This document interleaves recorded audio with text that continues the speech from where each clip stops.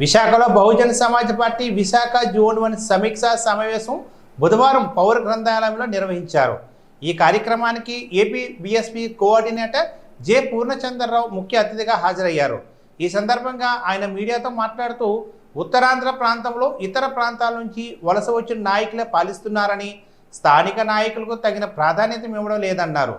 YCP పాలనలో కూడా రెడ్డిలంతా ఉత్తరాంధ్ర సీఎంగా వ్యవహరించారని ఆయన ఆరోపించారు.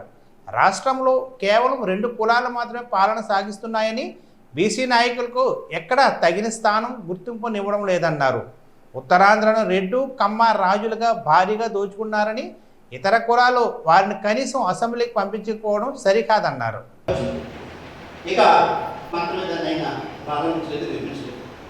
ఈ రాజకీయ పోరాటంలో మన విజయాలు సాధించాలంటే ఒక స్టేట్మెంట్ ఇస్తారు, స్ట్రాంగ్ అవ్వాలి. అది కానంత వరకు కూడా చేపట్టాలని చెప్పేసి నేను కోరుతున్నాను. ఎందుకంటే ఉమెన్ డెవలప్ చేయాలి. అలాగే కళా ఒకసారి డాన్సర్స్ యొక్క మేనిఫెస్టో మళ్ళీ తయారు చేయాలి. కాంక్షిరంగా తయారు చేసినట్టు నిజంగా నాకు కూడా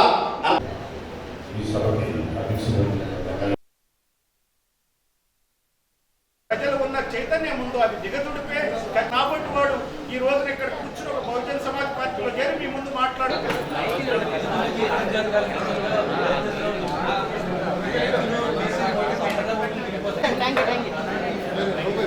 లోకల్ టాలెంట్ని నాయకత్వాన్ని అప్పగించే పరిస్థితుల్లో లేదు. అందువలన ఈ 2 పార్టీలు కూడా, అటు టీడీపీ కానీ ఇటు వైసీపీ కానీ, 2 పార్టీలు కూడా లోకల్ నాయకుల్ని ఏమాత్రం కూడా వాళ్ళని ప్రోత్సహించకుండా బయట నుంచి నాయకుల్ని దిగుమతి తీసుకొచ్చి చేశారు. మీరు గత 5 సంవత్సరాల కాలంలో వైసీపీ పాలనలో కూడా చూడండి, విజయసాయిరెడ్డి ఉత్తరాంధ్ర సీఎంగా వ్యవహరించాడు.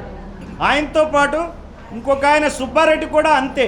ఈ మధ్య నేను ఎలక్షన్లప్పుడు మా కార్యకర్తలతో మా నాయకులతో మాట్లాడుతూ ఉంటే డబ్బులు ఎవరు పంచుతున్నారా అంటే నేను ఎక్కడో తెక్కల్లో విన్నా. అక్కడ రాయల వెంకటరెడ్డి ఆయన డబ్బులు పంచుతాడట. ఆయన ఈ ఊరు ఆయన కాదు. అంటే ఏంటంటే ఓటుకి 1000 రూపాయలు 2000 3000 పంచినా సరే ఈ పంచిన డబ్బు బయట నుంచి ఆ పంచే రెడ్లే పంచాలి, లేకపోతే కమ్మ రాజులకు సంబంధించిన వాళ్ళే పంచాలి. అంటే అటు కమ్మ రాజులు కానీ ఇటు రెడ్డి రాజుల పాలనలో ఈ ఉత్తరాంధ్ర మగ్గిపోతూ ఉంది. మరి ఇక్కడ ఉన్నటువంటి ఉద్దండులైన నాయకులు ఉన్నారు ఉత్తరాంధ్రకి. మనం రాష్ట్ర స్థాయిలో వాళ్ళ పేర్లు పెద్ద పెద్ద పేర్లే. ఒక ఆయన బొత్స సత్యనారాయణ, ఇంకో ఆయన ధర్మాన ప్రసాదరావు.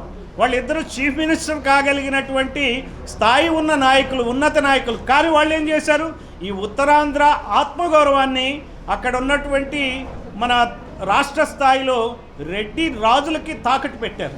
వాళ్ళ కుటుంబం గురించి ఆలోచించారు కానీ భార్య ఎంపీ అవ్వాలన్నా, లేకపోతే చుట్టాలందరూ మేనల్లుళ్ళందరూ వాళ్ళు ఎంపీలు అవ్వాలన్నా, ఒకే కుటుంబం నుంచి 4-5 ఎమ్మెల్యేలు అయినటువంటి పరిస్థితి కూడా బొత్స కుటుంబం నుంచి ఉంది. అట్లానే ధర్మాన ప్రసాద్.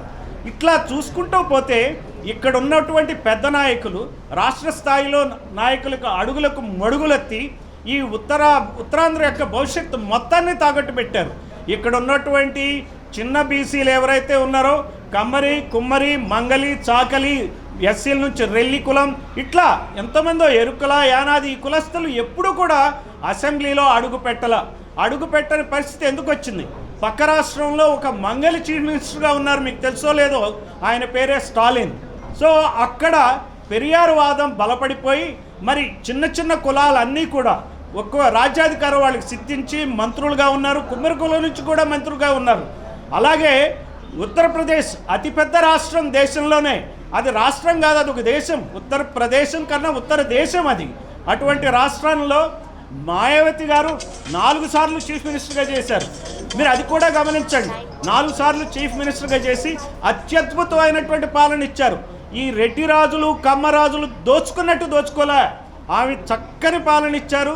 శాంతి భద్రతల్ని చాలా గొప్పగా ఆమె మేలు చేశారు. నేను ఈ మధ్య ఉత్తరప్రదేశ్ కూడా వెళ్ళాను, నేను చూశాను, కొంతమందితో ఇంటరాక్ట్ అయ్యా.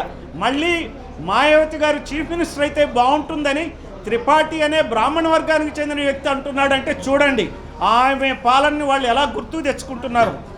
ఆమె కాలంలో ఆమె క్యాబినెట్లో కుమ్మర్లు ఎమ్మెల్యేలు అయ్యారు, మంత్రులు అయ్యారు, మంగళ్ళు అయ్యారు, చాకళ్ళు అయ్యారు, వివిధ కులాల వాళ్ళు. ఈవెన్ సఫాయి పని చేసుకునే శుద్ధి పని చేసేటువంటి కార్మికులు కూడా ఎమ్మెల్యేలుగా మంత్రులుగా తీర్చిదిద్దిన ఘనత బహుజన్ సమాజ్ పార్టీది, మాయావతి గారిది, అలానే కాన్షీరామ్ గారిది. అంబేద్కర్ స్ఫూర్తితో కాన్షీరామ్ గారి నాయకత్వంలో 4 దశాబ్దాల క్రితం ఏర్పడినటువంటి పార్టీ బహుజన్ సమాజ్ పార్టీ. అందుకే ఈ పార్టీ నన్ను ఆకర్షించింది.